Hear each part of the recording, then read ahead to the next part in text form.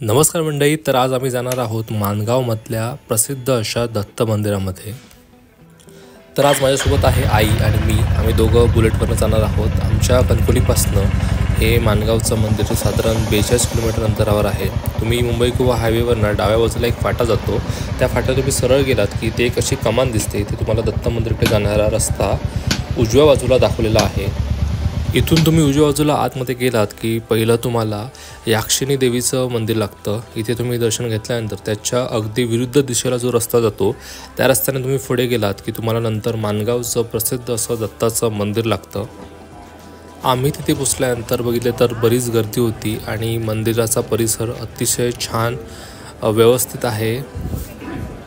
आम्ही जेव्हा इथे पोचलो तेव्हा साधारण 12:30 वगैरे वाजलेले होते आणि इथे दुपारच्या आरतीची वेळ झालेली होती आणि आम्हाला लकीली दुपारची आरती बघायला मिळाली.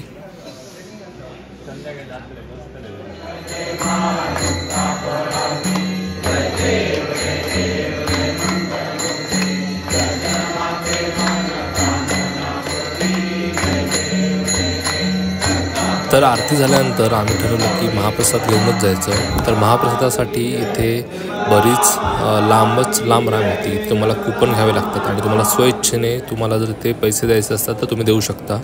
हे कूपन घेतल्यानंतर आमचा 516वा नंबर होता, त्यामुळे आम्हाला 1 तासभर वाट बघावी लागली. इथे जो 1 तास वेळ होता त्यामध्ये आम्ही पूर्ण मंदिर परिसर फिरलो. इथे तुम्हाला अगदी छान व्यवस्थित बसायची सोय आहे आणि हे पूर्ण मंदिर काळ्या पाषाणामध्ये बनवलेलं आहे. तर त्यामुळे इथे दुपारच्या वेळी पण खूप छान असा थंडावा असतो.